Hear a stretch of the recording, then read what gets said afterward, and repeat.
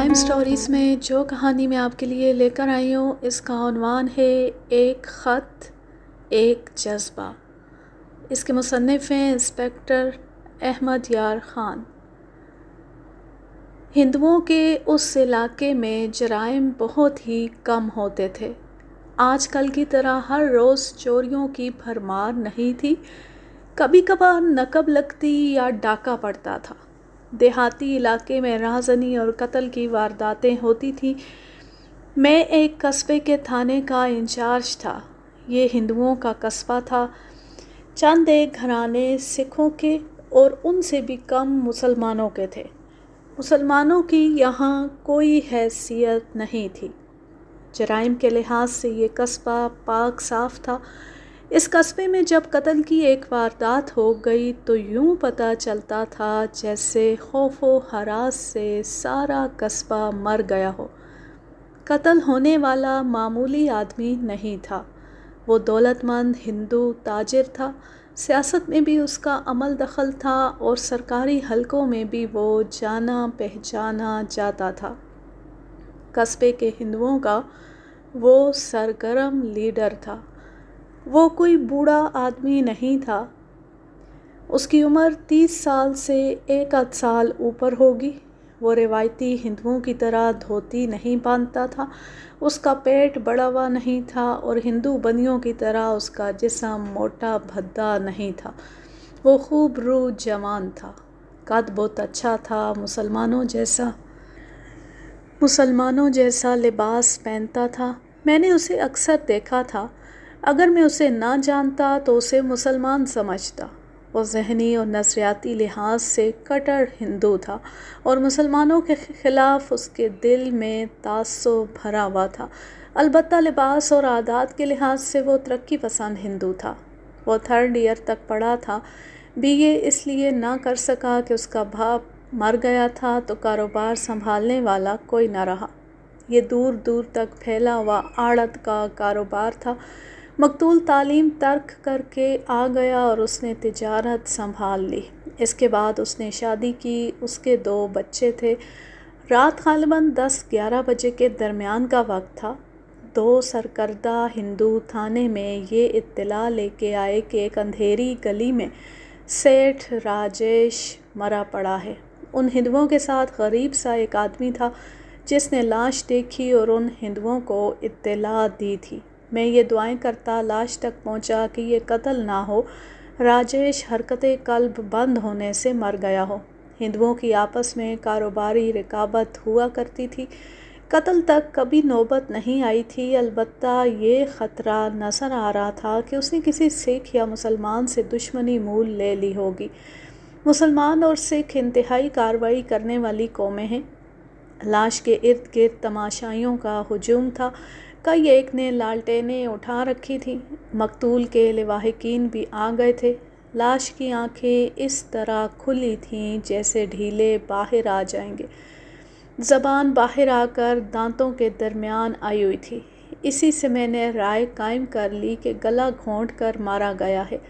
میں نے ایک لالٹین پکڑ لی، لاش کی گردن دیکھی۔ گردن کے گرد جمے ہوئے خون کا نشان بڑا ہی صاف تھا۔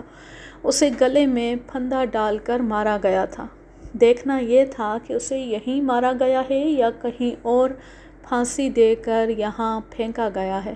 ہجوم میں سے ایک آواز سنائی دی، چھی چھی چھی، لاش کو مسلمان ہاتھ لگا رہا ہے۔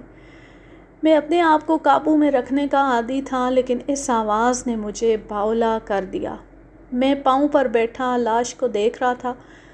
میں اٹھا اور غصے سے کہا، ہم اس لاش کو ابھی چیرے پھاڑیں گے، اسے بھنگی اٹھا کر مردہ خانے سے باہر پھینکیں گے۔ تمہیں اس کی پاکیزگی کا اتنا خیال ہے تو مجھے لکھ دو کہ یہ قتل نہیں ہوا، میں چلا جاتا ہوں۔ میں نے گرج کر کہا، کس نے کہا تھا لاش کو مسلمان ہاتھ لگا رہا ہے؟ آگے آؤ۔ ہجوم پیچھے ہٹنے لگا۔ ہندو سامنے آنے کا قائل نہیں۔ سرکردہ ہندو جو تھانے آئے تھے میرا غصہ ٹھنڈا کرنے لگے۔ میں نے انہیں لاش تھانے اٹھا لے چلنے کو کہا۔ میں نے تھانے میں لاش کا نظری معائنہ کیا۔ گردن کے گرد پھندے کا نشان صاف تھا۔ مقتول نے گرم کپڑے کی قمیض اور اسی کپڑے کا پاجامہ پہن رکھا تھا۔ قمیض کے بٹن چاندی کے تھے، سب میں سے چاندی کی زنجیر گزری ہوئی تھی۔ اس دور میں اس قسم کے بٹن استعمال ہوتے تھے۔ کالر سے نیچے والے بٹن اور اس کی زنجیر کے ساتھ ایک بال الجھا ہوا تھا۔ یہ ٹوٹا ہوا مگر لمبا بال تھا، اس میں کسی شک کی گنجائش نہیں تھی کہ یہ عورت کا بال ہے۔ بٹن سے کچھ آگے اور بائیں طرف مجھے ایک داغ کا شک ہوا۔ قمیض کا رنگ سلیٹی تھا۔ میں نے داغ کو غور سے دیکھا، یہ سرخ تھا اور یہ لپسٹک کا ہی ہو سکتا تھا، بہت مدھم تھا۔ میں نے اتنی زیادہ اس داغ کے قریب آنکھیں کیں کہ میری ناک قمیض سے جا لگی۔ مجھے گلاب کے عطر کی خوشبو آئی۔ میرا SAI عثمان نام کا ایک مسلمان تھا، پہلے بھی ایک کہانی میں اس کا ذکر کر چکا ہوں۔ بہت دلیر اور ذہین جوان تھا، اگر زندہ رہتا تو انسپکٹر جنرل کے عہدے تک پہنچتا، لیکن ڈاکوؤں کے ساتھ ایک جھڑپ میں وہ مجھے بچاتے ہوئے مارا گیا تھا۔ اس کی کہانی سنا چکا ہوں، وہ یاد آتا ہے تو آج بھی میرے آنسو نکل آتے ہیں۔ وہ زندہ دل بلکہ عیاش طبیعت کا مالک تھا۔ میں نے اسے کہا کہ وہ بھی سونگے۔ اس نے سونگا تو نشے کی سی کیفیت میں آنکھیں بند کر لیں۔ میں نے پوچھا، یہ گلاب کے عطر کی خوشبو نہیں؟ نہیں، اس نے مخمور لہجے میں کہا، یہ کسی حسینہ دلربا کی بو ہے ملک صاحب، یہ ارمان بھرے رومانوں کی بو ہے۔ میں نے اس کے منہ پر تھپڑ مار کر ارمان بھرے رومانوں سے بیدار کیا تو اس نے ہنس کر کہا، جی یہ گلاب کا عطر ہے، یہ لپسٹک کا ہلکا سا داغ ہے اور یہ اسی کا بال ہے جو گلاب کا عطر اور لپسٹک لگاتی ہے ملک صاحب۔ اس نے حسب عادت زندہ دلی کا مظاہرہ کرتے ہوئے کہا، یہ تفتیش مجھے دے دیں۔ رومان پرستی عثمان کی کمزوری تھی، وہ جلد ہی سنجیدہ موڈ میں آ گیا۔ میں نے مقتول کی قمیض آگے سے پھاڑ کر اتار لی اور باقاعدہ کاغذی کارروائی کر کے اسے اپنے قبضے میں لے لیا۔ میں نے آپ کو متعدد کہانیوں میں بتایا ہے کہ عام آدمی کو نظر نہ آنے والی چیزیں پولیس کے لیے بڑی قیمتی ہوتی ہیں۔ لپسٹک کا داغ اتنا مدھم تھا کہ میرے سوا اور کوئی نہ دیکھ سکتا۔ میں نے قمیض کو ہر جگہ سے سونگھا، عطر کی خوشبو صرف وہاں تھی جہاں کسی عورت کا بال اور سرخ داغ تھا۔ یہ بال اور لپسٹک مقتول کی اپنی بیوی کی بھی ہو سکتی تھی۔ لاش کو اچھی طرح دیکھا، کہیں کوئی چوٹ یا زخم نہیں تھا۔ پھر میں نے اپنے ایک تجربے کی بنا پر لاش کی انگلیاں اور ناخن دیکھے۔ ناخن بڑے ہوئے تھے، درمیانی انگلی اور اس کے اور انگوٹھے کے درمیان والی انگلی کے ناخنوں کے اندر کی طرف اور انگلیوں کے سروں پر خون جمع ہوا تھا۔ اس سے یہ سراغ ملا کہ جب اس کی گردن کے گرد پھندا ڈال کر کسا گیا تو اس نے پھندا ڈالنے والے کے ہاتھ یا بازو پر آزاد ہونے کے لیے ناخن مارے اور اس کی کھال چھیل دی۔ مجھے ابھی یہ معلوم نہیں تھا کہ پھندا کیسا تھا، یہ رسا تھا یا چھوٹی سی رسی تھی۔ بہرحال یہ یقین تھا کہ ہاتھوں سے گلا نہیں گھونٹا گیا۔ لاش پوسٹ مارٹم کے لیے بھجوا دی۔ سرکاری ہسپتال قریب ہی تھا، رات کے 12 بج چکے تھے۔ عثمان کو ساتھ بھیجا تاکہ وہ ڈاکٹر کو جگا کر فوراً پوسٹ مارٹم کرائے۔ میں نے ابتدائی بیان لینے شروع کیے۔ جس آدمی نے لاش دیکھی تھی اس سے بہت کچھ پوچھا۔ اس نے بتایا کہ جب اس نے لاش دیکھی تو اس نے پاس بیٹھ کر لاش کے منہ پر اور ہاتھوں پر ہاتھ رکھا۔ جسم گرم تھا اس لیے وہ سمجھا کہ وہ زندہ ہے۔ اس نے ماچس چلائی تو لاش کا چہرہ دیکھ کر ڈر گیا۔ اس نے مقتول کو پہچان لیا اور قریبی گھر کا دروازہ کھٹکھٹایا۔ ایک آدمی باہر آیا، اس نے لاش دیکھ کر شور مچا دیا، کئی لوگ نکل آئے۔ مقتول کے گھر اطلاع دی گئی۔ وہ چونکہ دولت مند تاجر اور لیڈر تھا اس لیے ہر طرف شور پپا ہو گیا اور یہ سرکردہ ہندو آ گئے جو تھانے میں آئے تھے۔ وہ اب بھی تھانے کے برآمدے میں بیٹھے تھے۔ مقتول کے لواحقین بھی موجود تھے۔ لاش گرم ہونے سے میں نے یہ رائے قائم کی کہ اسے 1 گھنٹہ پہلے قتل کیا گیا ہے۔ وہ ایک قصبہ تھا جہاں شام کے فوراً بعد دکانیں بند ہو جاتی تھیں اور لوگ جلدی سو جاتے تھے۔ موسم سردیوں کا تھا، لوگ گھروں میں دبکے ہوئے تھے، گلی اندھیری تھی۔ وہاں 9 بجے یا اس سے ذرا بعد قتل ہو جانا کوئی عجوبہ نہیں تھا۔ جس آدمی نے لاش دیکھی تھی اسے میں نے اس قابل نہ سمجھا کہ اس پر شک کیا جائے۔ اسے باہر بھیج کر دونوں ہندوؤں کو اندر بلایا۔ انہوں نے بتایا کہ مقتول شام کے بعد ان کے ساتھ تھا۔ مندر میں ایک میٹنگ تھی۔ یہ میٹنگ کوئی 1 گھنٹہ رہی، پھر سب اپنے اپنے گھروں کو چلے گئے۔ میں نے ان سے پوچھا کہ انہیں یقین ہے کہ مقتول میٹنگ کے بعد اپنے گھر چلا گیا تھا؟ ان میں سے ایک نے ذرا سوچ کر کہا، وہ ہم سے الگ ہوا تو اس کا رخ اپنے گھر کی طرف نہیں تھا۔ آپ مجھے کوئی اشارہ دے سکتے ہیں کہ اور کس کے ساتھ اس کی دوستی تھی؟ وہ تو ہر کسی کا دوست تھا، ایک ہندو نے جواب دیا۔ اس نے دوسرے ہندو کی طرف دیکھا، دوسرے نے اس کی طرف دیکھا۔ انہیں معلوم نہیں تھا کہ وہ اس تھانے دار کے سامنے بیٹھے ہیں جو آنکھوں سے دل کی بات جان لیا کرتا ہے۔ میں نے انہیں کہا، آپ مجھ سے کچھ چھپانے کی کوشش نہ کریں۔ مجھے ذرا سا بھی شک ہوا کہ آپ کچھ چھپا رہے ہیں تو آپ گھروں کو نہیں جا سکیں گے۔ ہندو بڑی عیار اور مکار قوم ہے۔ وہ فوراً میرے آگے بچھنے لگے۔ ان کی حرکتیں خوش آمدید درباریوں کی طرح تھیں۔ انہوں نے بتایا کہ چھپانے کی کوئی بات نہیں۔ ایک سکھ کا نام لے کر انہوں نے بتایا کہ وہ اس کے گھر جایا کرتا تھا، شاید ادھر ہی گیا ہوگا۔ ان سے پوچھا کہ کسی کے ساتھ اس کی اتنی دشمنی تھی کہ قتل تک نوبت پہنچتی؟ مجھے جواب ملا کہ وہ ہر دل عزیز تھا، دشمنی کا سوال ہی پیدا نہیں ہوتا۔ ان سے کچھ اور معلومات لیں اور رخصت کر دیا۔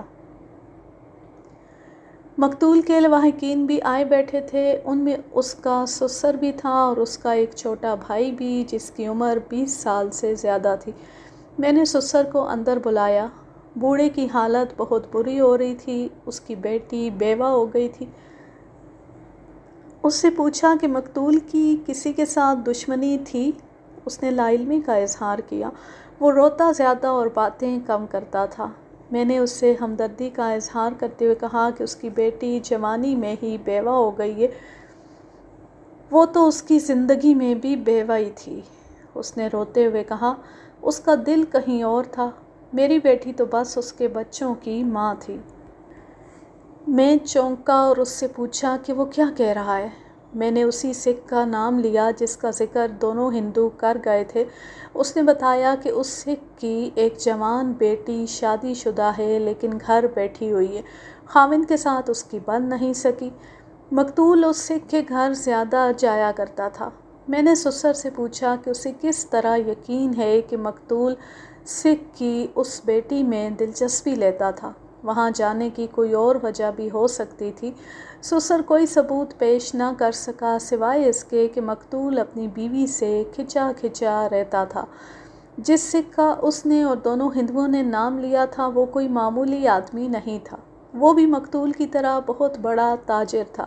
قلعے کی طرح اس کی حویلی تھی۔ وہ بھی صرف تاجر نہیں بلکہ لیڈر قسم کا آدمی تھا۔ سرکاری اور سیاسی حلقوں میں اس نے نام پیدا کر رکھا تھا۔ مقتول کا سسر مجھے کوئی اور بات نہ بتا سکا۔ اس کی بیٹی جب اس کے پاس یعنی اپنے میکے جاتی تھی تو اپنے خاوند کی بے رخی کی شکایت کیا کرتی تھی۔ سسر کو رخصت کر کے مقتول کے چھوٹے بھائی کو بلایا۔ اس نے بھی کہا کہ مقتول کی کسی کے ساتھ دشمنی نہیں تھی۔ سکھ کی دوستی کے متعلق اس نے بتایا کہ سکھ کا ایک جوان اور شادی شدہ بیٹا ہے۔ مقتول کی زیادہ دوستی اس کے ساتھ تھی۔ تمہارے بھائی اور بھابھی میں کبھی لڑائی جھگڑا ہوا تھا؟ تمہارے بھائی کا اس کے ساتھ کیسا سلوک رہتا تھا؟ میری بھابھی لڑنے جھگڑنے والی عورت نہیں۔ میرا بھائی اس کے ساتھ زیادہ بولتا چالتا نہیں تھا۔ رات دیر سے گھر آتا تھا، اکثر دیر سے آتا تھا۔ اس سکھ کے گھر چلا جاتا ہوگا۔ تمہیں بھی کچھ شک ہوا ہوگا۔ وہ گھبرا رہا تھا، خاموش رہا۔ میں نے اسے بڑے نرم لہجے میں کہا، تمہارا بھائی قتل ہو گیا ہے، مجھے قاتل کو پکڑ کر سزائے موت دلانی ہے۔ کیا تم پسند نہیں کرو گے کہ تمہارے بھائی کے قاتل کو سزا ملے؟ مجھ سے کچھ نہ چھپاؤ، میری مدد کرو۔ تم سکھ کی اس بیٹی کے متعلق کیا جانتے ہو جو اپنے خاوند کے پاس نہیں رہتی؟ وہ بہت خوبصورت ہے۔ تمہاری بھابھی سے زیادہ خوبصورت ہے؟ نہیں، میری بھابھی بدصورت تو نہیں۔ فرق یہ ہے کہ میری بھابھی سادہ طبیعت کی ہے اور بولتی کم ہے۔ سکھ کی بیٹی بہت شوخ اور ہنس مکھ ہے۔ اس لڑکے کو میں نے اپنے ساتھ بے تکلف کر لیا۔ اس وقت اسے ہمدردی کی ضرورت تھی جو میں نے دی۔ اس کی جھجک دور ہو گئی۔ میں نے اس سے پوچھا کہ اس کی بھابھی بنی ٹھنی نہیں رہتی کہ اس کا بھائی خوش رہتا؟ اس نے وہی جواب دیا کہ اس میں سادگی زیادہ ہے، اس نے میک اپ کبھی نہیں کیا۔ سکھ کی بیٹی کے متعلق اس نے بتایا کہ وہ تو ہر وقت میک اپ کیے رکھتی ہے۔ اس رات تفتیش یہیں پر ختم کر دی۔ رات تھوڑی سی رہ گئی تھی، میرا شک سکھ پر پختہ ہونے لگا۔ یہ تو پہلی میرے ذہن میں آ گئی تھی کہ اگر وہ قتل ہوا ہے تو کسی سکھ یا مسلمان سے دشمنی مول لے بیٹھا ہوگا۔ میں آپ کو یہ بتانا بھول گیا ہوں کہ یہ کسی رازن یا پیشہ ور چور کا بھی کام نہیں تھا، کیونکہ اس کی کلائی میں گھڑی، انگلی میں قیمتی انگوٹھی اور جیب میں خاصی رقم موجود تھی۔ میرے پاس ایک ہی سراغ تھا کہ قاتل کے ہاتھ، بازو یا چہرے پر خراش کا گہرا نشان ہوگا۔ مقتول کے ناخنوں نے اس کا خون نکال لیا تھا۔ یہ بھی یقین ہو چکا تھا کہ قتل کا باعث عورت ہے۔ صبح پوسٹ مارٹم رپورٹ ملی۔ مقتول کو باریک رسی سے پھندا ڈال کر مارا گیا تھا۔ جسم پر کوئی اور زخم یا چوٹ نہیں تھی۔ پیٹ میں جو کھانا گیا تھا اس سے ڈاکٹر نے لکھا کہ وہ کھانے کے تھوڑی دیر بعد مرا ہے۔ مرنے کا جو اندازاً وقت لکھا گیا وہ اس وقت سے 1.5 گھنٹہ پہلے کا تھا جب لاش تک میں پہنچا تھا۔ اس وقت تک لاش سرد ہو چکی تھی۔ میرا مخبری کا نظام بہت اچھا تھا، اس میں 2 عورتیں بھی تھیں۔ عثمان نے ان سب کو ہدایات دے کر سرگرم کر دیا تھا۔ یہ لوگ زمین کی تہ سے بھی خبریں نکال لاتے تھے۔ میں مقتول کے گھر چلا گیا۔ یہ اونچے درجے کا خاندان تھا۔ میں نے کسی عورت کو تھانے بلانا مناسب نہ سمجھا۔ مقتول کی بیوی کو علیحدگی میں بٹھا لیا۔ جوان عورت تھی، خوبصورت بھی تھی۔ اس پر مجھے یہ افسوس ہوا کہ اسے ساری عمر بیوہ رہنا تھا۔ ہندو بیوہ دوسری شادی نہیں کر سکتی۔ مقتول کی لاش ابھی گھر میں پڑی تھی۔ میں نے مقتول کی بیوہ سے اظہار ہمدردی کیا اور پوچھ گچھ شروع کر دی۔ وہ کوئی تفصیلی اور واضح جواب نہیں دیتی تھی، سر ہلا دیتی یا دھیمی آواز میں ہاں یا نہ کہہ دیتی۔ یہ اس کی عادت بھی تھی اور بیوگی کے غم کا اثر بھی۔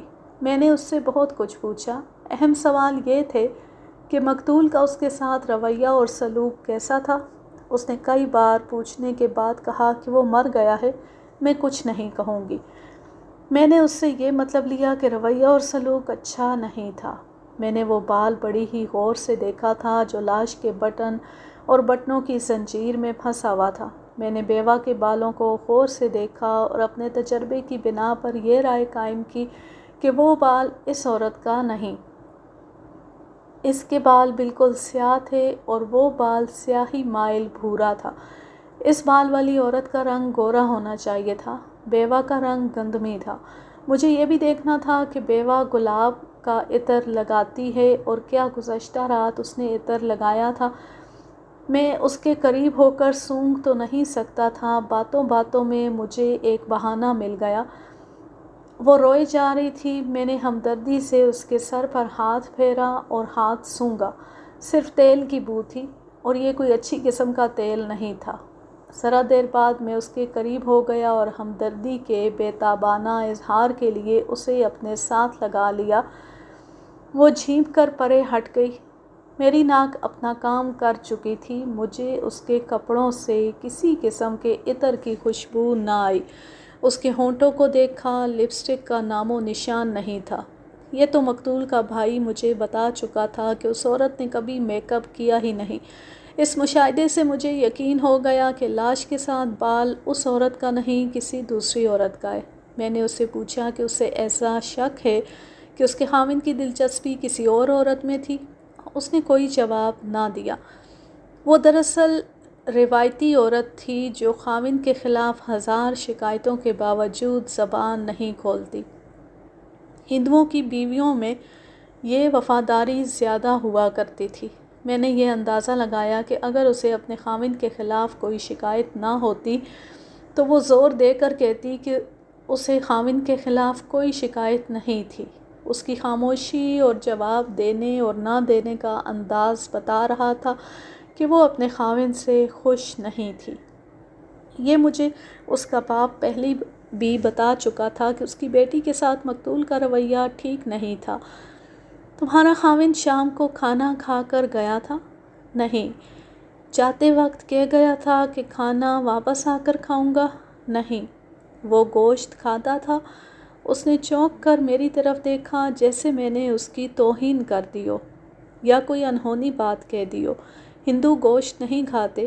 آج کل شاید جدید ہندوؤں نے گوشت کھانا شروع کر دیا۔ برہمن تو گوشت کی بو سے بھی بھاگتے ہیں۔ مقتول برہمن تھا جو ہندوؤں کی سب سے اونچی ذات ہے۔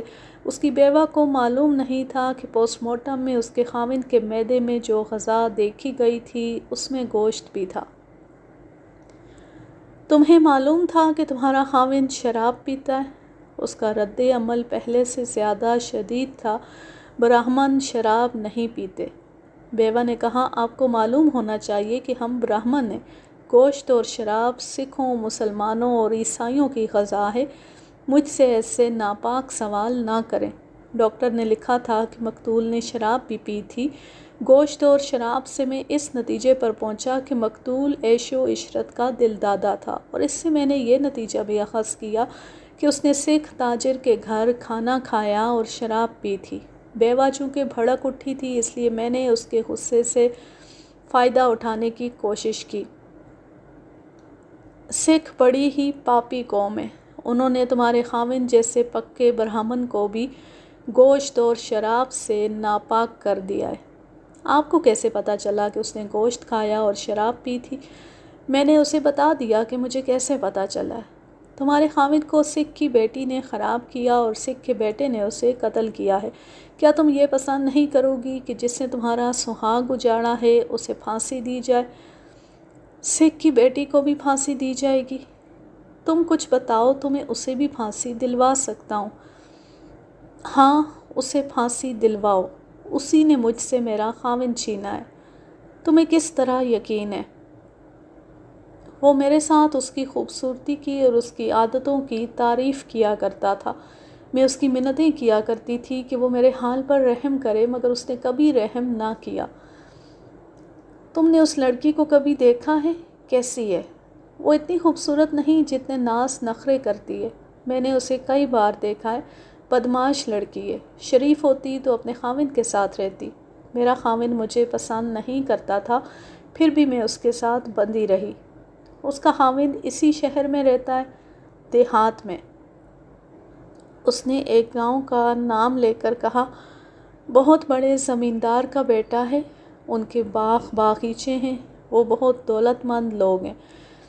اس انکشاف سے مجھے ایک اور شک ہوا، وہ یہ تھا کہ اس سکھ لڑکی کے خاوند کو پتہ چل گیا ہوگا کہ مقتول کا میل جول اس کی بیوی کے ساتھ ہے۔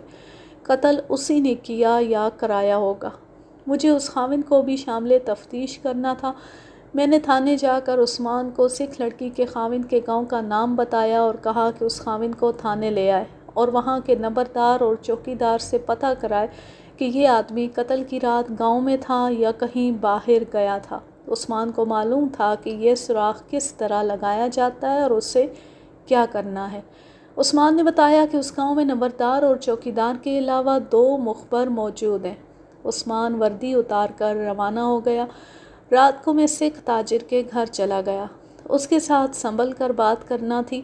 ایک تو یہ بات بڑی ہی نازک تھی کیونکہ یہ اس کی بیٹی کے متعلق تھی، اور دوسرے وہ اونچے درجے کا آدمی تھا۔ اس کے پاس بیٹھ کر کچھ دیر مقتول کے قتل پر افسوس ہوتا رہا۔ میں بھی اس کی تعریفیں کرتا رہا۔ باتوں کو گھما پھرا کر میں نے اس کی بیٹی کی بات ہمدردی کے رنگ میں شروع کی۔ اس کے خاوند کو برا بھلا کہا، آپ اتنے باعزت اور صاحب حیثیت ہیں، لڑکی ان جنگلیوں کو کیوں دے دی تھی؟ میں نے یہ بھی کہا، اگر آپ کہیں تو میں انہیں ایک دن میں سیدھا کر دوں۔ اس نے کوئی مجبوری بتائی اور بولا، مجھے اپنی غلطی کا احساس بعد میں ہوا۔ بیٹی کو میں نے بڑے پیار سے پالا تھا۔ یہ شہری زندگی کی عادی تھی، دیہاتی ماحول میں دل نہ لگا سکی۔ دیہات میں کوئی معمولی کسان ہو یا بڑا زمیندار، طور طریقے سب کے ایک جیسے ہوتے ہیں۔ داماد کے متعلق بعد میں پتہ چلا کہ اچھے چال چلن کا نہیں۔ لڑکی گھر آ کر روتی تھی، پھر بیٹھ ہی گئی۔ میں نے بھی اسے واپس بھیجنا پسند نہ کیا۔ 1.5 سال ہو گیا ہے، سسرال کی طرف سے کوئی لینے نہیں آیا۔ 2 بار سمجھوتے کے لیے آئے تھے لیکن سمجھوتا نہ ہو سکا۔ وہ لوگ دھمکیاں دیتے تھے۔ کیسی دھمکیاں؟ کوئی ایک بات بتائیں۔ مثلاً ایک بار کوئی 4 مہینے گزرے، میرا داماد آیا تھا، بحث مباحثہ ہوتا رہا۔ میری بیٹی نے اس کے ساتھ جانے سے انکار کر دیا۔ وہ میری بیٹی کے کمرے میں چلا گیا۔ بیٹی نے مجھے بعد میں بتایا کہ وہ یہ الفاظ کہہ گیا ہے کہ جس کسی کو تم نے شہر میں یار بنا رکھا ہے اسے میرے ہاتھوں سے بچا نہیں سکو گی۔ پہلے اسے قتل کروں گا، پھر تمہیں اس طرح غائب کروں گا کہ کسی کو تمہاری بو بھی نہیں ملے گی۔ کیا آپ میرے اس شک کی تائید کریں گے کہ سیٹھ راجیش کا قاتل آپ کا داماد ہے؟ اور کیا آپ پسند نہیں کریں گے کہ میں اسے سزائے موت دلا کر آپ کی بیٹی کو اس سے ہمیشہ کے لیے نجات دلا دوں؟ اس کے چہرے کا رنگ بدل گیا، اس کے ہونٹوں پر مسکراہٹ آئی اور غائب ہو گئی۔ میں نے اس کی دکھتی رگ پکڑ لی تھی، مگر اسے غالباً یہ خیال آ گیا کہ اس کی بیٹی بدنام ہو جائے گی۔ دھیمی آواز میں بولا، لیکن ملک صاحب، لیکن راجیش کا میری بیٹی کے ساتھ تو کوئی تعلق نہیں تھا۔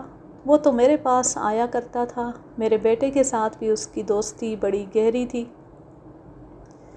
میں نے آپ کی بیٹی پر تو کوئی شک نہیں کیا، میں تو اس گھر کو بڑا ہی عزت دار اور شریف گھرانہ سمجھتا ہوں۔ کہنے سے میرا مطلب یہ ہے کہ سیٹھ راجیش کا آپ کے ہاں بہت آنا جانا تھا۔ ویسے بھی وہ خوبصورت جوان تھا۔ آپ کسی کی زبان بند نہیں کر سکتے۔ آپ کے دشمن بھی ہیں اور کاروبار میں حسد کرنے والے بھی۔ مجھے معلوم ہے کہ لوگ آپ کے گھر کے متعلق بکواس کرتے رہتے ہیں۔ کسی نے آپ کے داماد تک سیٹھ راجیش کے متعلق بے بنیاد باتیں پہنچا دی ہوں گی۔ مجھے معلوم ہے کہ وہ آپ کے پاس آیا کرتا تھا۔ قتل کی رات بھی وہ مندر کی میٹنگ کے بعد آپ کے ہاں آیا تھا۔ اس نے کھانا آپ ہی کے ساتھ کھایا ہوگا۔ جی ہاں، وہ کبھی کبھی میرے ہاں کھانا کھایا کرتا تھا۔ براہمن گوشت نہیں کھاتے، شراب بھی نہیں پیتے۔ راجیش ان پابندیوں سے آزاد تھا۔ ویسے مذہب کا بڑا پکا تھا۔ وہ گوشت اور شراب کے لیے میرے ہاں کھانا کھایا کرتا تھا۔ میں نے اس سے پوچھا کہ اس کے گھر کس وقت آیا اور کس وقت گیا تھا۔ ان اوقات کے مطابق میں نے اپنے کچھ اندازے لگائے۔ میرے ذہن میں جرم کا خاکہ یوں بنتا تھا کہ قاتل اس کے تعاقب میں تھا۔ وہ جب اندھیری گلی میں پہنچا تو قاتل نے اس کے گلے میں رسی ڈال کر پھندا تنگ کر دیا۔ یہ خیال بھی میرے دماغ میں آیا کہ دیہاتی سکھ اور مسلمان اس طریقے سے قتل نہیں کیا کرتے۔ وہ کلہاڑی یا برچھی استعمال کیا کرتے، لیکن یہ کوئی اہم مسئلہ نہیں تھا۔ گلیاں پکی تھیں، اس لیے کھرا ملنا ناممکن تھا۔ سکھ تاجر سے رخصت ہوتے ہوئے میں نے اسے کہا کہ میں اس کے بیٹے کو اپنے ساتھ لے جانا چاہتا ہوں۔ وہ ذرا گھبرایا۔ میں نے کہا، مقتول کی دوستی آپ کے بیٹے کے ساتھ زیادہ تھی۔ میں اس سے مقتول کے متعلق کچھ پوچھوں گا۔ آپ پریشان نہ ہوں، مجھے آپ کی عزت کا پورا خیال ہے۔ میں اسی وقت اس کے بیٹے کو اپنے ساتھ تھانے لے گیا۔ راستے میں اس کے ساتھ باتیں کرتا رہا۔ یہی باتیں میں اس کے باپ سے کہہ سن آیا تھا۔ یہ جوان اور شادی شدہ آدمی تھا۔ اپنے مخصوص انداز سے میں نے اسے اپنے ساتھ بے تکلف کر لیا۔ اپنی بہن کے متعلق اس نے بتایا کہ زندہ دل لڑکی ہے۔ یہ اس کے باپ کی غلطی تھی کہ ذات برادری کے چکر میں آ کر دیہاتیوں کے گھر رشتہ دے دیا۔ اس سے پتہ چلا کہ اس کی بہن نے دیہات کا ماحول بھی قبول نہ کیا اور خاوند کو بھی پسند نہ کیا۔ میں ذاتی طور پر جانتا تھا کہ ایک زندہ دل لڑکی کے لیے، خواہ وہ سکھ ہی ہو، ایک سکھ کو قبول کرنا ذرا مشکل ہوتا ہے۔ سر کے لمبے بالوں اور داڑھی کو پسند کرنا آسان نہیں ہوتا۔ میں نے کئی روشن خیال اور زندہ مزاج سکھ لڑکیاں سکھ خاوندوں سے بھاگی ہوئی دیکھی ہیں۔ یہ لڑکی اسی قسم کی معلوم ہوتی تھی۔ میں نے ابھی اسے دیکھا نہیں تھا، دیکھنا تھا۔ مقتول کے متعلق اس نے بتایا کہ وہ اچھی شکل و صورت کا تو تھا ہی، ہنس مکھ اور ملنسار بھی تھا۔ اس بھائی نے میری باتوں کے گورکھ دھندے میں آ کر میرے ایک سوال کا جواب دیتے ہوئے یہاں تک بتا دیا کہ اس کی بہن مقتول کو بہت پسند کرتی تھی اور کبھی کبھی مقتول اس کی بہن کے کمرے میں بھی چلا جاتا تھا۔ گھر میں زیادہ آنے جانے کی وجہ سے اس کی بہن اور مقتول کے درمیان بے تکلفی بھی تھی۔ کیا یہ ممکن ہو سکتا ہے کہ تمہارے اس دیہاتی بہنوئی کو اس بے تکلفی کا علم ہو گیا؟ میں کچھ کہہ نہیں سکتا، کسی نے اسے بتا دیا ہوگا۔ کیا آپ کو یہ شک ہے کہ میرے بہنوئی نے سیٹھ کو قتل کیا ہے؟ بڑا پکا شک ہے۔ کیا تمہارا بہنوئی اتنا دلیر ہے کہ قتل کر سکے؟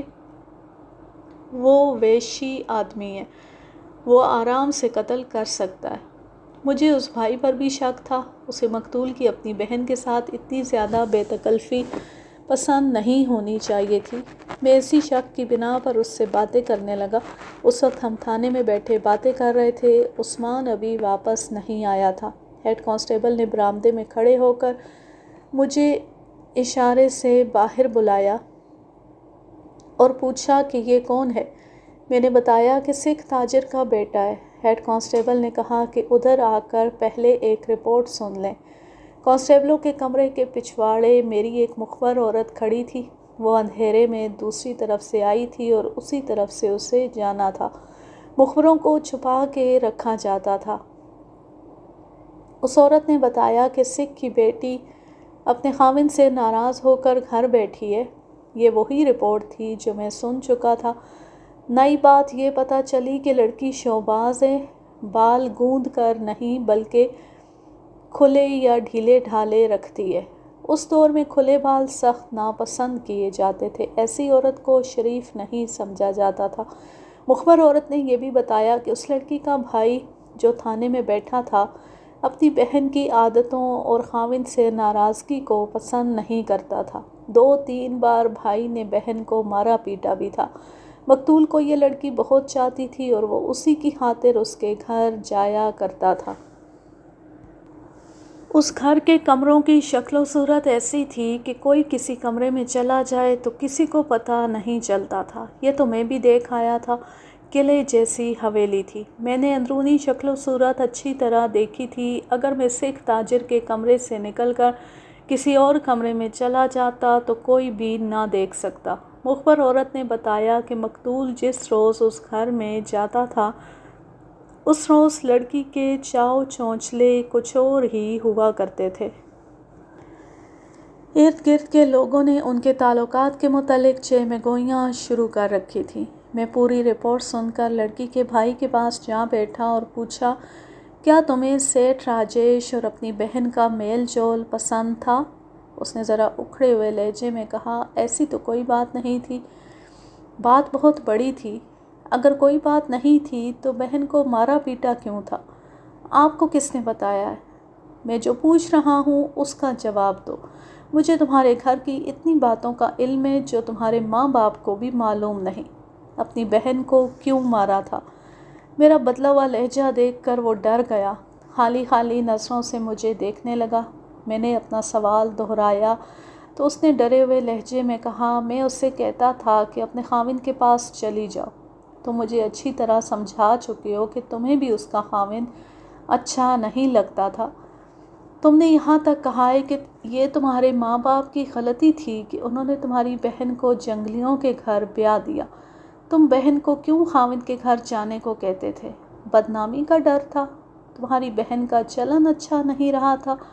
اس کی زبان بند ہو گئی۔ بہن کو مارنے پیٹنے کی بجائے تم نے راجیش کو گھر آنے سے کیوں نہ منع کر دیا؟ وہ بالکل ہی اکھڑ گیا۔ وہ تعلیم یافتہ جوان تھا، بڑی اچھی باتیں کرتا تھا، مگر اب جاہلوں کی طرح ادھر ادھر کی بیکار باتیں کرنے لگا۔ میں نے اس پر سوالوں کے تیر چلانے شروع کر دیے۔ وہ سمجھ گیا کہ میں اس پر قتل کا شک کر رہا ہوں۔ آپ میرے بہنوئی پر قتل کا شک کیوں نہیں کرتے؟ میں اس کا ثبوت پیش کرتا ہوں۔ میرا بہنوئی سمجھوتے کے لیے اور میری بہن کو ساتھ لے جانے کے لیے آتا رہا، لیکن دھمکیاں دے کر چلا گیا۔ وہ شریفوں کی طرح بات کر ہی نہیں سکتا۔ ایک بار وہ اپنے باپ کے ساتھ آیا تو سیٹھ راجیش بھی ہمارے گھر میں موجود تھا۔ میرے باپ نے اسے بھی بات چیت میں شامل کر لیا۔ راجیش نے میری بہن کی طرفداری کی تو میرا بہنوئی غصے میں آ گیا۔ جھگڑا بڑھ گیا۔ میرا بہنوئی اور اس کا باپ اٹھ کر چل پڑے۔ میرے بہنوئی نے راجیش کو پرے بلایا اور کچھ کہہ کر چلا گیا۔ راجیش نے ہمیں بتایا کہ میرا بہنوئی اسے کہہ گیا ہے کہ تمہاری زندگی کے دن تھوڑے رہ گئے ہیں، اس لڑکی کو لے کر کہیں دور چلے جاؤ، یہاں رہو گے تو زندہ نہیں رہ سکو گے۔ اس سے پہلے وہ میری بہن کو یہ دھمکی دے گیا تھا کہ تم نے جسے یار بنا رکھا ہے اسے مجھ سے بچا نہیں سکو گی۔ قتل کی رات تم کہاں تھے؟ میں اپنے ایک دوست کے گھر تھا، اور پھر اس نے اپنے اس دوست کا اتا پتہ بھی بتا دیا۔ میں اسی پر زور دیتا رہا کہ قاتل وہی ہے۔ مجھے ابھی لڑکی کے خاوند سے بات کرنی تھی، لیکن میں اپنا شک پوری طرح رفع کرنا چاہتا تھا۔ میرے سوالوں سے تنگ آ کر اس نے کہا، میں آپ کو ایک بات نہیں بتانا چاہتا تھا، آپ پولیس آفیسر ہیں، آپ پسند نہیں کریں گے۔ میں آپ کو بتانا چاہتا ہوں کہ راجیش کا میرے گھر میں آنا مجھے ناپسند نہیں تھا۔ میری اور اس کی دوستی کسی اور مقصد کے تحت تھی۔ اس نے مجھ سے وعدے لینے شروع کر دیے کہ میں اس کی یہ بات پولیس آفیسر کی حیثیت سے نہیں بلکہ ایک ہندوستانی کی حیثیت سے سنوں گا۔ میں نے وعدہ کیا کہ اس کی بات کا تعلق قتل سے نہ ہوا تو میں اسے راز رکھوں گا۔ اس نے جب بات شروع کی تو مجھے شک ہونے لگا، جیسے اسے معلوم ہی نہیں کہ میں مسلمان ہوں اور وہ تھانے میں بیٹھا ہے۔ میں نے دراصل اس پر سوالوں سے حملے کر کے اور اس پر قتل کا الزام عائد کر کے اس کی عقل مار دی تھی۔ وہ اپنے بچاؤ کے لیے ہاتھ پاؤں مار رہا تھا۔ بہرحال اس نے جو بات کی وہ میں آپ کو مختصراً سنا دیتا ہوں۔ آپ ہندوستانی ہیں، آپ انگریز کے ملازم ہیں، لیکن آپ کی دلی وفاداری اس ہندوستان کے ساتھ ہوگی جو آزاد ملک تھا۔ اس پر پہلے مسلمانوں کا قبضہ رہا، پھر انگریزوں نے قبضہ کر لیا۔ یہ آزاد دیش ہے، اسے آزاد کرانا آپ کا اور ہمارا فرض ہے۔ اب وقت آ گیا ہے کہ ہم حرکت میں آئیں اور اپنے ملک کو آزاد کرائیں۔ آپ کو معلوم ہے کہ جاپان نے برما تک فتح حاصل کر لی ہے، اور ہمارے وطن پرست فوجی افسروں نے انگریزوں کی فوج سے بھاگ کر اور جاپانیوں کے ساتھ مل کر انڈین نیشنل آرمی بنا لی ہے۔ سبھاش چندر بوس ہمارے نیتا ہیں۔ سیٹھ راجیش اس خفیہ جماعت کا لیڈر تھا جو یہاں انڈین نیشنل آرمی کے لیے کام کر رہی ہے۔ ہماری وہ نسلیں جو جنگ عظیم دوم کے بعد پیدا ہوئی ہیں انہیں معلوم نہیں ہوگا کہ انڈین نیشنل آرمی کیا تھی، اس لیے ذرا میں اس کا تعارف کرا دوں۔ جاپان نے جنگ عظیم کے دوسرے سال حملہ کر کے جاوا، سماٹرا، سنگاپور اور آج کے تمام تر انڈونیشیا پر قبضہ کر کے ایسی یلغار کی کہ برما پر بھی قابض ہو گیا۔ یہ انگریزوں کی بادشاہی کے علاقے تھے۔ آگے ہندوستان تھا۔ سبھاش چندر بوس بنگالی ہندو تھا۔ اس نے جاپانیوں سے جا ملاقات کی اور ہندوستان کے متعلق سودا بازی کر لی۔ ایک اسکیم بنائی گئی جس کے تحت ان ہندوستانی افواج میں جو برما فرنٹ پر لڑ رہی تھی پروپیگنڈا کیا گیا کہ وہ ادھر سے بھاگ کر جاپانیوں کے مورچوں میں آ جائیں اور انڈین نیشنل آرمی میں شامل ہو جائیں۔ ہندوستانی فوجی جو جاپانیوں کے پاس جنگی قیدی تھے ان میں سے بھی اس آرمی میں شامل کر لیے گئے۔ برما فرنٹ سے ہندوستانی فوجی بھگوڑے ہو کر جاپانیوں کے پاس جانے لگے۔ انہیں وہاں انڈین نیشنل آرمی جسے INA کہا جاتا تھا اس میں شامل کیا جانے لگا۔ سبھاش چندر بوس ان کا کمانڈر ان چیف تھا۔ چند ایک کیپٹن جن میں ڈھلون اور شاہ نواز قابل ذکر ہیں جرنیل بن گئے۔ جاپانیوں کے ساتھ ہندو لیڈروں نے یہ سودے بازی کی تھی کہ جاپان ہندوستان پر فتح حاصل کر کے پورا ملک ہندوؤں کے حوالے کر دے گا۔ INA میں مسلمان افسر، عہدیدار اور جوان بھی جا شامل ہوئے تھے۔ انہیں کچھ عرصے بعد پتہ چلا کہ یہ تو ہندوؤں کی بلکہ کانگریس کی اسکیم ہے جس کے تحت تمام ہندوستان پر ہندو راج قائم کیا جائے گا۔ چنانچہ مسلمان ان سے الگ ہونے لگے۔ INA کوئی معمولی سی اسکیم نہیں تھی۔ ہندوستان میں ہر کسی کی زبان پر INA کا نام تھا۔ انگریزوں کی نگاہ میں سبھاش Chandra Bose most wanted person تھا۔ ہندوستان میں INA کے لیے زمین ہموار کرنے کے لیے زمین دوز کام ہونے لگا تھا۔ اس آرمی کا انجام یہ ہوا کہ جاپان کو شکست ہوئی تو انگریزوں نے INA کے خود ساختہ جرنیلوں کو پکڑ لیا اور ان کے کورٹ مارشل ہوئے۔ سبھاش چندر بوس جاپان میں ایک طیارے کے کریش میں مارا گیا۔ ہندو بہت عرصے تک کہتے رہے کہ سبھاش چندر بوس جسے وہ نیتا جی کہتے تھے زندہ ہے اور ہندوستان کو آزاد کرانے آئے گا۔ یہ واضح ہو گیا تھا کہ INA ہندوستان سے مسلمانوں کو ختم کر کے پورے ملک میں ہندو راج قائم کرنے کے لیے بنائی گئی تھی۔ یہ سکھ جو میرے تھانے میں بیٹھا تھا اسی انڈین نیشنل آرمی کی بات کر رہا تھا۔ اس وقت برما کی جنگ زوروں پر تھی۔ یہ فرنٹ بہت ہی گرم تھا اور ہندوستان میں INA کے خفیہ گروہ سرگرم تھے۔ یہ سکھ اسی گروہ کا رکن تھا۔ یہ میرا مشاہدہ رہا ہے اور اب بھی ہے کہ انقلاب لانے والے یا دیس کو آزاد کرانے والے نوجوانوں میں اکثریت ان کی ہوتی ہے جو جذباتی ہوتے ہیں، عقل کی بجائے جذبات سے رہنمائی لیتے ہیں۔ یہ سکھ اسی قبیل کا جوان تھا۔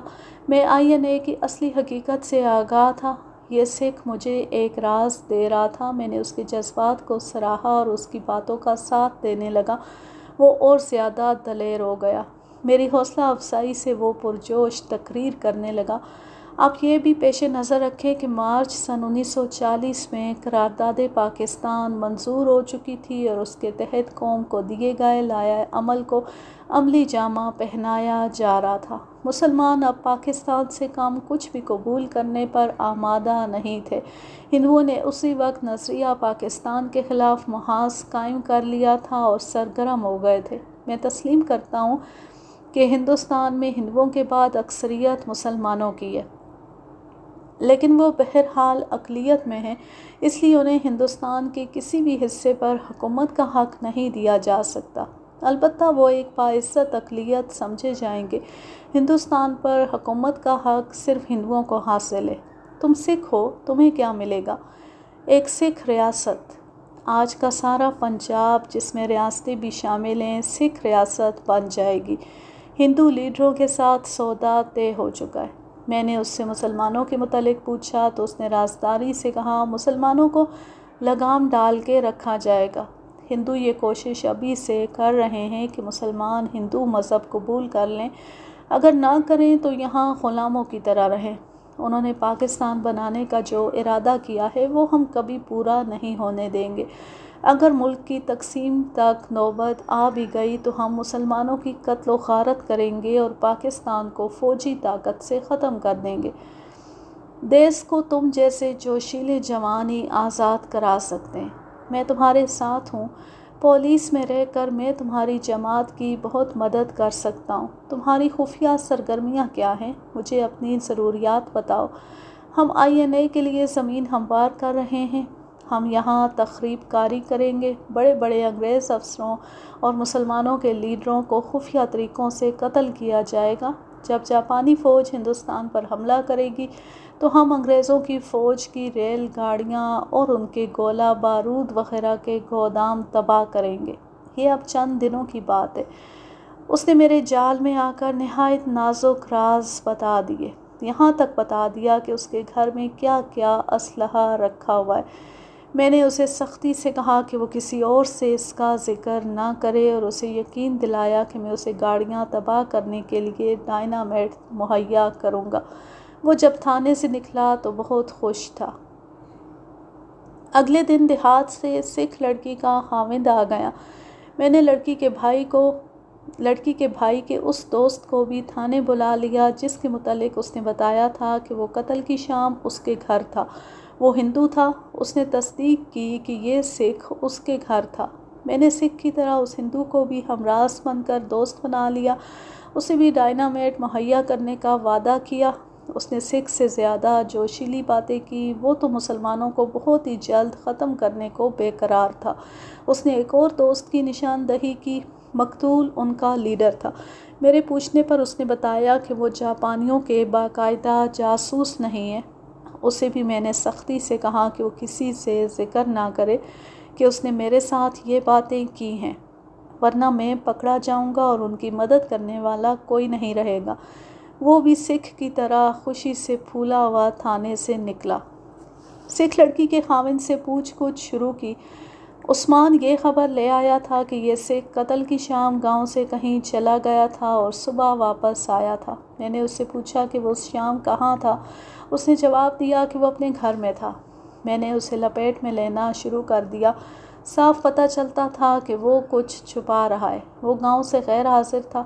میں نے اس کی بیوی کے متعلق بات کی تو اس نے بتایا کہ اس کے ہاں روپے پیسے کی کمی نہیں۔ بہت جائیداد اور آراضی ہے جو سونا اگلتی ہے، محل جیسی حویلی ہے، لیکن اس لڑکی کو گاؤں کا ماحول پسند نہیں تھا۔ ایسا تو نہیں کہ وہ شہر میں کسی اور کو پسند کرتی ہو؟ اس نے مونچھوں کو تاؤ دے کر کہا، مجھ میں کیا کمی ہے کہ وہ کسی اور کو پسند کرے؟ میں نے اس سے ان دھمکیوں کا ذکر کیا جو اس نے اپنی بیوی اور مقتول کو دی تھی۔ اس نے صاف انکار کر دیا اور کہا کہ وہ تو اپنی بیوی کو اپنے گھر لانے گیا تھا مگر وہ رضامند نہ ہوئی۔ میں نے بہت طویل پوچھ گچھ کر کے کہا، تم گاؤں سے غیر حاضر تھے، کہاں گئے تھے؟ میں جہاں بھی گیا تھا، اس سے آپ کا تعلق کیا ہے؟ اس نے رعب سے پوچھا۔ تعلق یہ ہے کہ تم نے راجیش کو قتل کیا ہے۔ کہو تم نے یہ واردات نہیں کی؟ قتل کے بعد کہاں رہے؟ تم صبح کے وقت گاؤں گئے تھے، تم نے سیٹھ راجیش سے انتقام لیا ہے، تمہاری بیوی کے ساتھ اس کا دوستانہ تھا۔ میں آپ کو سچ بتاؤں گا، اس کے رعب اور دلیری پر پانی پڑ گیا تھا، وہ کچھ ڈر بھی گیا تھا۔ کہنے لگا، میں نے قتل کا ارادہ ضرور کیا تھا لیکن اپنی بیوی کے قتل کا۔ میری بے عزتی کا باعث تو یہ عورت بنی تھی۔ میں اسے اغوا کر کے اور اسے خوب خوار کر کے قتل کر دینے اور لاش غائب کر دینے کا ارادہ کیے ہوئے تھا۔ سیٹھ کو قتل کرنے سے مجھے کیا حاصل ہوتا؟ جب تک یہ ثابت نہیں کرو گے کہ تم اس رات شہر میں نہیں آئے تھے، میں تمہیں نہیں چھوڑوں گا۔ یہ میں آپ کو بتانے سے ڈرتا ہوں، میں شہر میں نہیں آیا تھا۔ کچھ جھجک کر اس نے شہر کے قریب کے ایک گاؤں کا نام لے کر کہا، کبھی کبھی وہاں جوئے کی بازی لگتی ہے، ہزاروں روپیہ ادھر ادھر ہو جاتا ہے۔ اس نے جواریوں کے نام بھی بتا دیے اور کہا، میں نے رات وہاں گزاری تھی۔ میں نے سکھ کو الگ بٹھایا اور ان جواریوں کو تھانے بلانے کا انتظام کیا جن کے نام اس سکھ نے بتائے تھے۔ اس کی بیوی سے ملنا ضروری تھا۔ میں وردی اتار کر سکھ تاجر کے گھر چلا گیا۔ وردی اتار کر جانے کا مطلب یہ تھا کہ میں لڑکی کے ساتھ تھانے داری کے رعب میں نہیں، بے تکلفی سے بات کرنا چاہتا تھا۔ لڑکی کا باپ اپنے کام پر چلا گیا، اس کا بھائی گھر مل گیا، تپاک سے ملا۔ میں نے اس سے زیادہ تپاک کا مظاہرہ کیا۔ اس کے ساتھ دیس کی آزادی کی باتیں کر کے میں اس کی بہن سے علیحدگی میں ملنا چاہتا ہوں یہ کہا۔ اس نے مجھے اس کے کمرے میں داخل کر دیا۔ لڑکی خوبصورت تھی، اس کے بال بھورے اور کھلے ہوئے تھے۔ میں نے ایک نظر میں ہی پہچان لیا کہ مقتول کی قمیص کے بٹن کے ساتھ اسی لڑکی کا بال تھا۔ وہ اداس تھی، آنکھوں سے پتہ چلتا تھا کہ روتی رہی ہے، لیکن اس نے اپنے ہونٹوں کو لپسٹک سے محروم نہیں رہنے دیا تھا۔ گلاب کے عطر کا معمہ کمرے میں داخل ہوتی حل ہو گیا۔ کمرہ گلاب کی تیز خوشبو سے مہک رہا تھا۔ میں نے اس کے ساتھ ہمدردانہ باتیں کیں کہ اس کے خاندان کو میں باعزت سمجھتا ہوں، مجھے قاتل کو پکڑنا ہے اور اسے پھانسی کے تختے پر کھڑا کرنا ہے۔ میں نے اسے صاف الفاظ میں یقین دلایا کہ اس کے خلاف مجھے کسی قسم کا شک نہیں۔ مقتول کی میں نے بے حد تعریف کی جس سے لڑکی کے چہرے پر رونق آ گئی۔ تم پر یہ ظلم کس نے کیا ہے کہ اس ویشی سکھ کے ساتھ بیاہ دیا ہے؟ میں اسے دیکھ چکا ہوں، وہ میرے تھانے میں بیٹھا ہے، وہ تو اس قابل بھی نہیں کہ اسے تمہارا نوکر رکھا جائے۔ راجیش کو اسی نے قتل کیا ہے، اسے پھانسی چڑھائیں تو میرے دل کو سکون ملے گا۔ میں نے چونکہ اس کے حسن کی تعریف کر دی تھی، اس لیے اس نے بالوں کو جھٹکے اور گردن کو خم دے دے کر مجھ پر اپنے حسن کا جادو چلانا شروع کر دیا۔ وہ واقعی شوباز لڑکی تھی۔ میں نے اس جادو کے اثر کو وقتی طور پر قبول کرتے ہوئے اس کے جذبات کو اپنے قبضے میں لے لیا۔ راجیش کے ساتھ تمہاری ملاقاتیں کہاں ہوتی تھی؟ اسی کمرے میں، کبھی باہر بھی ملاقات ہو جاتی تھی؟ قتل کی رات بھی وہ تم سے ملا تھا؟ پہلے میرے باپ کے پاس بیٹھا رہا، وہاں سے اٹھا تو میرے کمرے میں آ گیا۔ تمہارے بھائی یا باپ نے دیکھا تھا؟ نہیں، کسی نے نہیں دیکھا۔ ہمارا گھر ایسا ہے کہ کوئی دیکھ نہیں سکتا، یعنی وہ تم سے چوری چھپے ملا کرتا تھا۔ زیادہ تر ملاقاتیں ایسی ہی ہوتی تھی۔ اور ایک دروازے کی طرف اشارہ کر کے بتایا کہ وہ اس راستے سے جایا کرتا تھا، یہ پچھواڑے کو جاتا ہے۔ تمہارا بھائی گھر میں تھا؟ میں نے دیکھا نہیں۔ راجیش جب یہاں سے نکلا تو تم نے باہر دیکھا تھا، اسے جاتے ہوئے دیکھا ہوگا۔ دیکھا تھا۔ گلی میں دور یا قریب تمہیں کوئی اور آدمی کھڑا یا اس کے پیچھے جاتا نظر آیا تھا؟ اس نے ذہن پر زور دے کر کہا۔ گلی کے موڑ تک میں اسے دروازے میں کھڑی دیکھتی رہی۔ وہ موڑ مڑا تو ایک آدھ منٹ بعد 2 آدمی ادھر جاتے دکھائی دیے۔ وہاں گلی کی بتی ہے، مجھے اچھی طرح یاد آ گیا ہے، وہ 2 آدمی تھے۔ وہ سکھ تھے؟ نہیں، ہندو یا مسلمان تھے۔ تمہیں بھائی نے مارا پیٹا کیوں تھا؟ کیا اسے تمہارے اور راجیش کے تعلقات پسند نہیں تھے؟ نہیں، راجیش کو وہ بہت ہی پسند کرتا تھا، اس نے کبھی اعتراض نہیں کیا۔ مجھے مارا اس لیے تھا کہ میں باپو کے ساتھ غصے میں آ کر بہت ہی گستاخی سے بولی تھی۔ راجیش اور تمہارا بھائی جس خفیہ جماعت میں تھے، اس کے متعلق تمہیں کچھ معلوم ہے؟ آپ کو اس کے متعلق کیا معلوم ہے؟ میں اس جماعت کا خفیہ ممبر ہوں۔ میں نے یہ تیر ہوا میں چلایا تھا۔ مجھے یقین سا تھا کہ اسے راجیش نے اپنی خفیہ سرگرمیوں سے آگاہ کیا ہوگا۔ وہ حیران سی ہوئی اور مسکرائی بھی۔ کہنے لگی، پھر تو آپ اپنے آدمی ہیں۔ میں نے اسے بتایا کہ میں اس جماعت کو ڈائنامیٹ اور اسلحہ دے رہا ہوں۔ میرا تیر نشانے پر لگا۔ اس نے کہا، راجیش مجھے جاسوسی کی ٹریننگ دے رہا تھا۔ وہ مجھے ایک جگہ لے جایا کرتا تھا۔ وہاں ایک آدمی مجھے بڑے افسروں سے راز حاصل کرنے کے طریقے بتایا کرتا تھا۔ اس نے وہ جگہ بھی بتا دی اور کچھ قیمتی راز بھی دے دیے۔ یہودیوں کی طرح ہندو بھی جاسوسی اور تخریب کاری کے لیے اپنی حسین لڑکیاں استعمال کرتے رہے ہیں اور اب پہلے سے زیادہ استعمال کرتے ہیں۔ پاکستان ان لڑکیوں سے محفوظ نہیں۔ اس لڑکی نے مجھے راز حاصل کرنے اور نظریاتی تخریب کاری کے چند ایک طریقے بتائے جو اسے سکھائے جا رہے تھے۔ یہ بالکل وہی طریقے تھے جو آپ نے سلطان صلاح الدین ایوبی کی کہانیوں داستان ایمان فروشوں کی میں صلیبی لڑکیوں کے متعلق پڑھے ہوں گے۔ میں اسے یہ یقین دلا کر کہ میں اس کی جماعت کا ممبر ہوں، یہ تاکید کر کے کہ اپنے کسی بھی آدمی سے میرا ذکر نہ کرے، وہاں سے تھانے چلا گیا۔ تھانے جا کر عثمان کو بتایا کہ میں نے کیا راز حاصل کیا ہے۔ اس نے اور میں نے CID کے وار سٹاف کے لیے ایک رپورٹ تیار کی۔ وار سٹاف CID کا شعبہ تھا جو جنگ کے دوران جاسوسوں کو پکڑنے کے لیے بنایا گیا تھا۔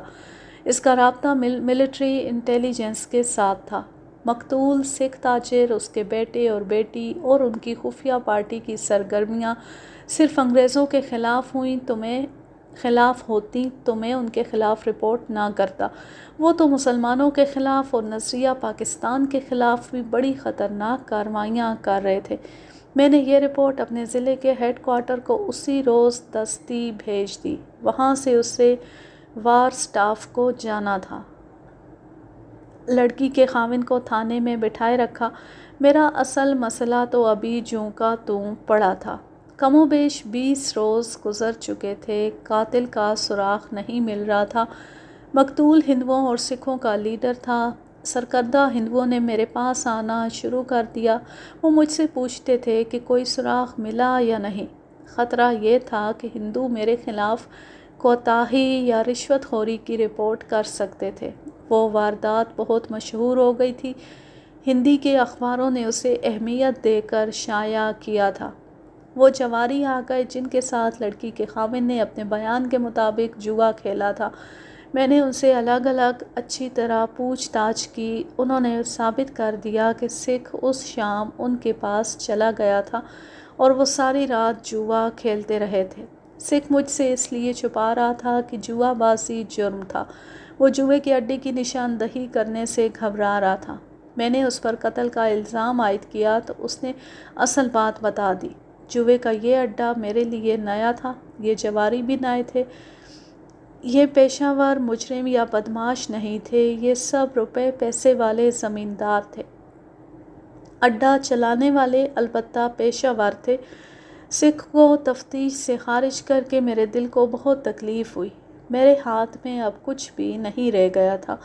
یہ قتل بلا شک و شبہ انتقامی قتل تھا۔ اگر یہ رازنی کی واردات ہوتی تو مقتول کی گھڑی، انگوٹھی اور جیب سے نقدی غائب ہوتی۔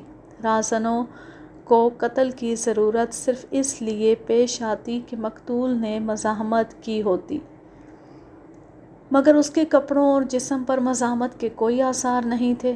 اس کے علاوہ راہزن خنجر یا چاقو استعمال کیا کرتے تھے۔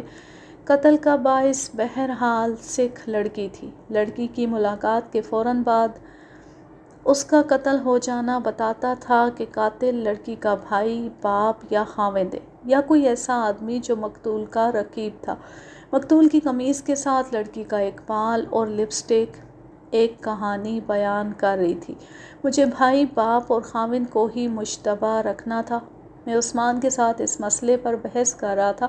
عثمان اپنی عادت کے مطابق مجھے کہہ رہا تھا کہ میں اسے اس لڑکی سے پوچھ گچھ کی اجازت دے دوں۔ میں اسے اجازت نہیں دے رہا تھا، میں اسے اچھی طرح جانتا تھا۔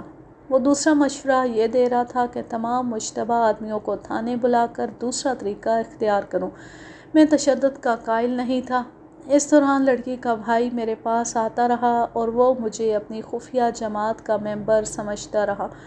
ڈاک آ گئی۔ چند ایک خطوط تھے جو عثمان نے ہی کھولے۔ ایک خط پڑھ کر اس نے میرے آگے رکھا اور کہا، اس پر آپ یقین کریں گے؟ میں نے خط پڑھا۔ اردو میں لکھا تھا، نیچے کوئی نام نہیں تھا، اوپر کوئی مقام بھی درج نہیں تھا۔ لفافے کے ٹکٹ پر جو مہر تھی وہ اتفاق سے صاف نہیں تھی۔ خط کے سارے الفاظ آج مجھے یاد نہیں رہے، جو کچھ لکھا تھا وہ یاد ہے۔ لکھا تھا، جناب عالی السلام علیکم، مجھے خوشی ہے کہ آپ مسلمان ہیں، اسی لیے ہم آپ کو یہ خط لکھ رہے ہیں تاکہ آپ تفتیش کی پریشانی سے محفوظ رہیں۔ سیٹھ راجیش کو ہم نے قتل کیا ہے۔ یہاں کے ہندو اور سکھ نوجوان لڑکوں نے ایک خفیہ پارٹی بنا رکھی ہے جو کانگریس کی ہائی کمان اور انڈین نیشنل آرمی کے نمائندوں کے احکامات پر عمل کرتی ہے۔ یہ لوگ ہندوستان میں ہندوؤں کی حکومت قائم کرنے کے لیے بڑے خطرناک منصوبے بنا رہے ہیں۔ ایک منصوبہ یہ ہے کہ جاپان کی فوج آ جائے گی تو مسلمانوں کا قتل عام کیا جائے گا اور اس سے وہی مسلمان بچ سکے گا جو ہندو مذہب اختیار کر لے گا۔ راجیش اس پارٹی کا لیڈر تھا۔ ہمیں ہندو لڑکوں نے دھمکیاں دینی شروع کر دی تھیں۔ اس کے جواب میں ہم نے بھی ایک خفیہ پارٹی بنا لی ہے۔ ہمارے منصوبے بھی ہندوؤں کی طرح خطرناک ہیں۔ مسلم لیگ نے پاکستان کو اپنا مقصد بنایا ہے، جس میں چند ایک صوبے شامل کیے گئے ہیں، لیکن ہم سارے ہندوستان کو پاکستان بنائیں گے۔ ہندوستان میں ہندو حکومت نہیں بننے دیں گے۔ ہم نے اپنے منصوبے پر عمل شروع کر دیا ہے۔ بسم اللہ سیٹھ راجیش سے کی ہے۔ مہاتما گاندھی اور پنڈت نہرو کی باری بھی آ جائے گی۔ ہم اپنے گروہ کو سارے ملک میں پھیلانے کی کوشش کر رہے ہیں تاکہ ہندوؤں اور سکھوں کے خلاف جلدی محاذ ختم ہو جائے۔ ہندوستان اسلامی ملک بنے گا۔ اس خط میں انہوں نے سیٹھ راجیش کے قتل کا یہ طریقہ لکھا کہ اس مسلمان گروہ کے 2 نوجوان مقتول کا پیچھا کر رہے تھے۔ انہوں نے دیکھا کہ وہ اکثر سکھ تاجر کے گھر جاتا ہے۔ مندر کی میٹنگ کے بعد اس گروہ کے کسی ممبر نے اسے سکھ تاجر کے گھر کو جاتے دیکھ لیا اور جو نوجوان قتل کے لیے مقرر ہوئے تھے انہیں اطلاع دی۔ وہ گلی میں اس کا انتظار کرتے رہے۔ ان کے پاس گز بھر لمبی رسی تھی۔ مقتول سکھ لڑکی کے کمرے سے نکلا تو دونوں قاتل جو گلی کی نکڑ پر کھڑے تھے اس کے پیچھے چل پڑے۔ وہ اندھیری گلی میں پہنچا تو ایک نے اسے پیچھے سے دبوچ لیا، دوسرے نے تیزی سے اس کی گردن کے گرد رسی ڈالی اور رسی کو مروڑ کر پھندا تنگ کیا، پھر جھٹکے دیے۔ وہ مر گیا تو دونوں چلے گئے۔ یہ خط بوگس ہو سکتا تھا۔ اصل قاتل نے مجھے گمراہ کرنے کے لیے یہ طریقہ اختیار کیا ہوگا، لیکن میرے پاس تصدیق پہلے ہی آ چکی تھی۔ میں نے سکھ لڑکی سے پوچھا تھا کہ جب راجیش اس کے کمرے سے نکلا تو اس نے گلی میں اسے جاتے ہوئے دیکھا تھا اور کیا اس نے کسی اور کو بھی گلی میں دیکھا تھا؟ لڑکی نے بتایا تھا کہ جب راجیش گلی کا موڑ مڑا تو اس نے 2 آدمی اس کے پیچھے جاتے ہوئے دیکھے تھے۔ وہ سکھ نہیں، مسلمان یا ہندو تھے۔ وہ یہی 2 نوجوان ہو سکتے تھے۔ میں ابھی سکھ لڑکی کے بیان پر یقین کرنے کے لیے بھی تیار نہیں تھا۔ بہرحال مجھے یہ دیکھنا تھا کہ یہ خط واقعی مسلمان لڑکی نے لکھا ہے۔ میں نے پہلے بھی رائے دی ہے کہ نوجوان جذباتی ہوتے ہیں، عقل کی بجائے جذبات سے کام لیتے ہیں۔ یہ خط دیکھ کر جہاں مجھے بے حد خوشی ہوئی وہاں افسوس بھی ہوا۔ خوشی اس بات کی تھی کہ ہندوستان میں مسلمان نوجوان بیدار تھے اور اپنے ورثے کو پہچانتے تھے۔ افسوس اس پر ہوا کہ ان کا کوئی لیڈر نہیں تھا جو انہیں خفیہ سرگرمیوں کی ٹریننگ دیتا اور ان کے جذبے کو عقل سے استعمال کرتا۔ اگر مسلمان ہندوؤں کی طرح زمین دوز تنظیم چلاتے تو ہندوستان کی تاریخ مختلف ہوتی۔ ان دونوں نوجوانوں کو مجھے خط نہیں لکھنا چاہیے تھا، انہوں نے اپنا کام کر لیا تھا، خاموش رہتے۔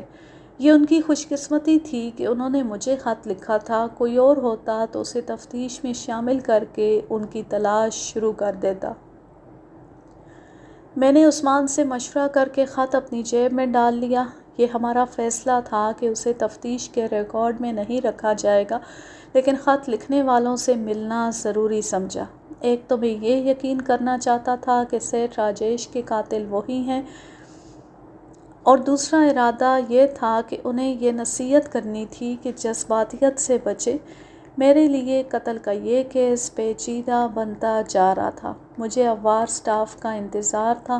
میں یہ خواب دیکھ رہا تھا کہ CID اور ملٹری پولیس آئے گی اور جہاں جہاں میں نے نشاندہی کی ہے وہاں چھاپے مارے گی، اسلحہ برآمد ہوگا، کچھ ہندو سکھ پکڑے جائیں گے، اس سے لوگوں کی توجہ ادھر ہو جائے گی اور میں قتل کا کیس کسی طرح گول کر سکوں گا۔ میں نے اسی روز سکھ لڑکی کے بھائی اور اس کے 2 ہندو دوستوں کو بلایا، ان کے ساتھ خفیہ کاموں کی باتیں کیں، انہیں کچھ نصیحتیں کیں اور بتایا کہ میں انہیں جلدی ہی کچھ اسلحہ اور ڈائنامیٹ دے رہا ہوں۔ ان سے کہا کہ مجھے معلوم ہوا ہے کہ انہوں نے یہاں کے بعض مسلمان لڑکوں کو دھمکیاں دی ہیں۔ وہ کون تھے؟ انہوں نے مجھے 3 لڑکوں کے نام پتے بتائے جو اس قصبے کے رہنے والے تھے۔ میں نے انہیں نصیحت کی کہ وہ کسی کو دھمکی نہ دیں کیونکہ اس طرح پکڑے جانے کا خطرہ ہے۔ وہ اپنے آپ کو مغلیہ خاندان کا جانشین سمجھتے ہیں۔ ایک ہندو نوجوان نے کہا، وہ کہتے ہیں کہ ہندوستان مسلمانوں کی جاگیر ہے۔ میں نے ان پر یہ ظاہر کیا کہ میں انہیں تھانے دار کی حیثیت سے نہیں، ان کی جماعت کے ممبر کی حیثیت سے بلایا اور بات کر رہا ہوں۔ یہ نادان لڑکے میری جال میں آ گئے تھے۔ میری استادی کے سامنے ان کی وقت ہی کیا تھی۔ انہیں رخصت کر کے میں نے عثمان سے کہا کہ ان 3 مسلمان لڑکوں کو اس طرح تھانے لے آئے کہ کسی کو پتہ نہ چلے اور انہیں شک بھی نہ ہو۔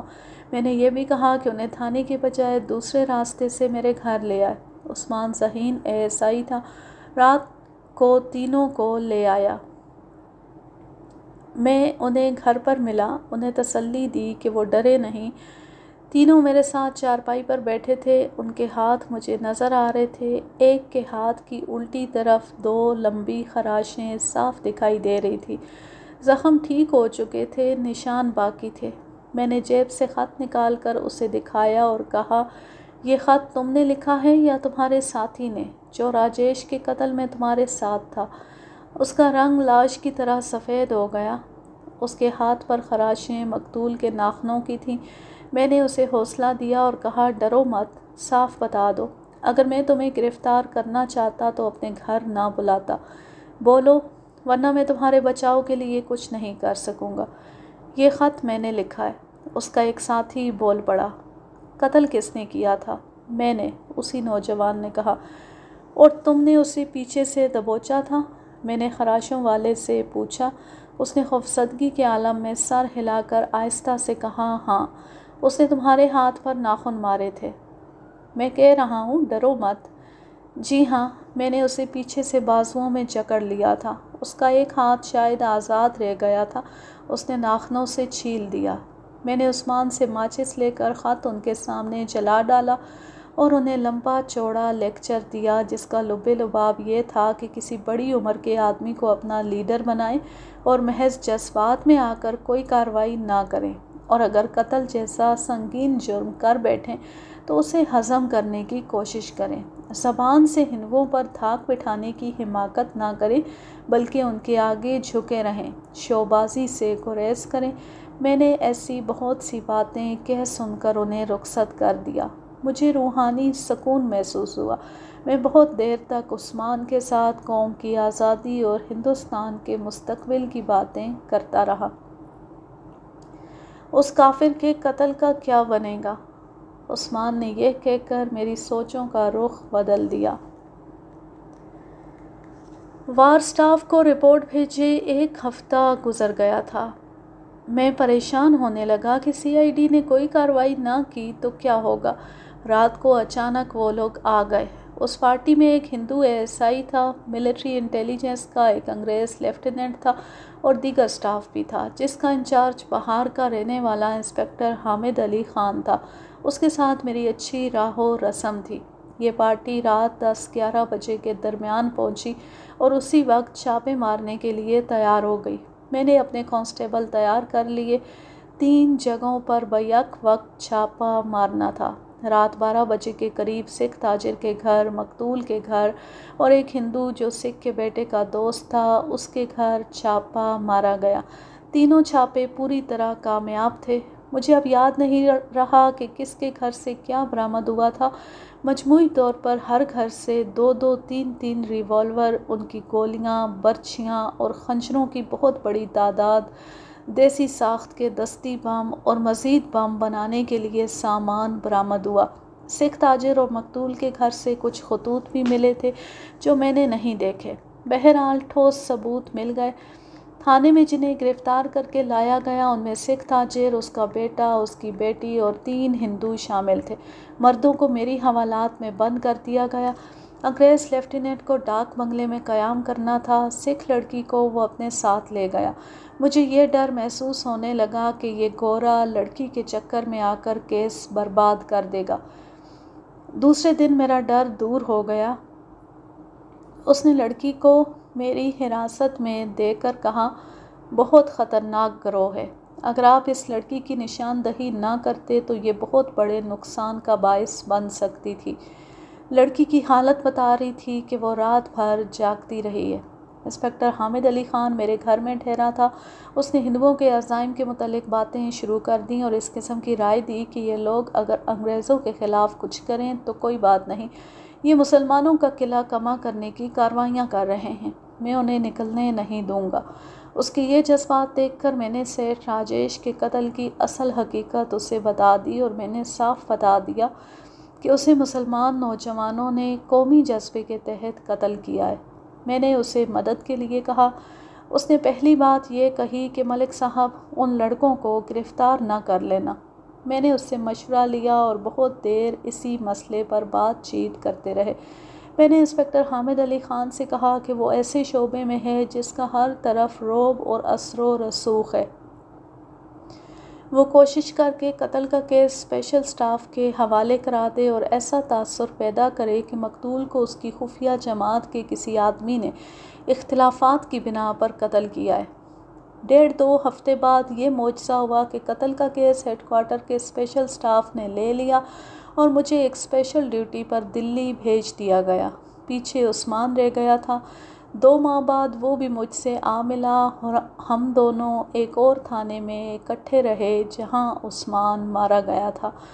سن 1946 میں ہندوؤں نے اپنے عزائم کی تکمیل کے لیے بہار میں مسلمانوں کا قتل عام کیا، ان کے گھروں کو آگ لگائی اور مستورات کو ذلیل و خوار کیا۔ بڑا ہی ظالمانہ قتل عام تھا۔ اس وقت تک جنگ ختم ہو چکی تھی، جاپان ہتھیار ڈال کر تباہ ہو چکا تھا، ہندوؤں کے ہندو راج کے خواب چکنا چور ہو گئے تھے، مسلمان بیدار ہو کر جنگ آزادی کا آغاز کر چکے تھے۔ ہندوؤں نے مسلمانوں کو ختم کرنے کے لیے قتل عام کا طریقہ اختیار کیا۔ پہلے گڑھ مکتیشر میں، پھر بہار میں مسلمانوں پر ٹوٹ پڑے۔ اگست سن 1947 کے پہلے ہفتے میں دلی میں تھا۔ ایک انسپکٹر نے بتایا کہ انسپکٹر حامد علی خان جو بہار کا رہنے والا تھا، اپنے شہر میں ہندوؤں کے حملے کی خبر سن کر ریوالور لے کر بغیر اجازت چلا گیا۔ وہاں کی تباہی دیکھ کر وہ پاگل ہو گیا۔ اسے جو ہندو نظر آیا اس نے اسے ریوالور کا نشانہ بنایا۔ آخر ہندوؤں نے اسے گھیر کر شہید کر دیا۔ سیٹھ راجیش کے قتل کا مجھے کچھ پتہ نہیں چل سکا، نہ یہ پتہ چلا کہ جو لوگ تخریبی کارروائیوں میں پکڑے گئے تھے ان کا کیا بنا۔ یہ زبردست کہانی اپنے اختتام کو پہنچی۔ اب میں لیتی ہوں آپ سے اجازت۔ جہاں رہیں خوش رہیں، شاد و آباد رہیں، ہنستے مسکراتے رہیں۔ اللہ حافظ، اللہ نگہبان۔